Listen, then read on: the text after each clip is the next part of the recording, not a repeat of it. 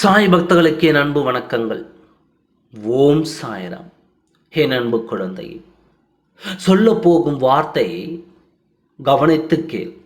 இந்த நேரத்தில் என் வாக்கை நீ கேட்டுக்கொண்டிருக்கும் இந்த நிமிடம் உன் வாழ்க்கை துணை எங்கே இருக்கிறார், என்ன செய்கிறார் என்று தெரிந்தால் நீ முகம் சுளிக்கத்தான் செய்வாய். உன் துணை உன்னை பிரிந்து எப்படியும் என்னிடம் தேடி வந்து விடுவார் என்ற ஏக்கத்தோடு காத்திருக்கும் உனக்கு இப்படிப்பட்ட ஒரு செய்தியை கொடுப்பது வலியை கொடுக்கத்தான் செய்கிறது. இருந்தாலும் நீ இதை கேட்டுத்தான் தீர வேண்டும்.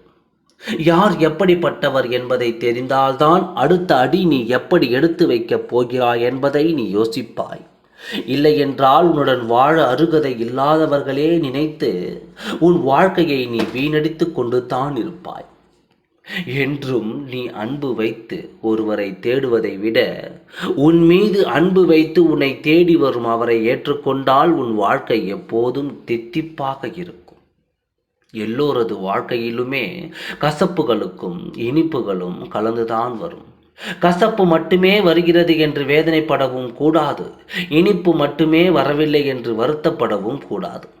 இரண்டும் கலந்து வருவதுதான் வாழ்க்கை என்பதை புரிந்து கொண்டு எது வந்தாலும் ஏற்றுக்கொள்ளும் பக்குவம் உன்னிடத்தில் வந்துவிட்டால் வாழ்க்கை செழிக்கும். என் குழந்தையே, இப்பொழுது உண்மையை புரிந்து கொள்.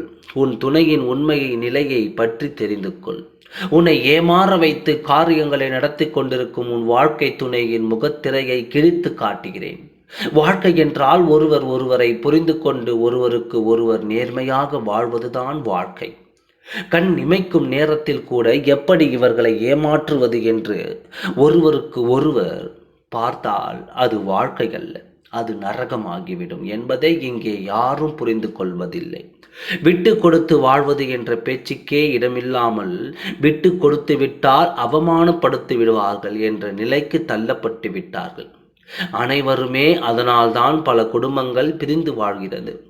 ஒருவருக்கு ஒருவர் விட்டு கொடுத்து அன்பை பரிமாறி வாழ்ந்தால் இடையே யாரும் நுழையாமல் வாழ்க்கையை பாதுகாத்து கொள்ளலாம். இங்கே யோசிப்பதற்கு யாருக்கும் நேரம் இல்லாமல் போய்விட்டது. இந்த நேரத்தில் உன் சாயப்பா உன்னிடம் சொல்வது, உன் துணை செல்லும் பாதை சரியில்லாத பாதையாக இருக்கிறது. உனக்கு துரோகத்தை கொடுத்து கொண்டிருக்கும் பாதையாக இருக்கிறது. என்ன செய்கிறார் என்ற விரிவாக சொல்கிறேன். உன் கண்களில் இருந்து கண்ணீர் வரும். தவறுகள் செய்யாத மனிதன் எவனும் இல்லை. தவறுகள் செய்யாத மனிதன் எவரும் இல்லை.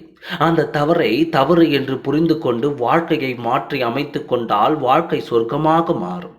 நான் தவறு செய்வேன் என்று செய்து கொண்டே தான் இருப்பேன்.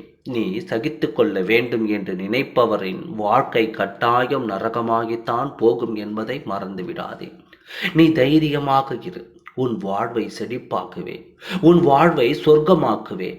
உன் அருமை தெரியாத எவனாக இருந்தாலும் அவனை விலக்கிவிட்டு உன் அருமை தெரிந்தவனை உன் அருகில் சேர்த்து உன்னை வாழ வைக்க அழகு பார்க்க நான் இருக்கின்றேன் என்ற நம்பிக்கையோடு இரு.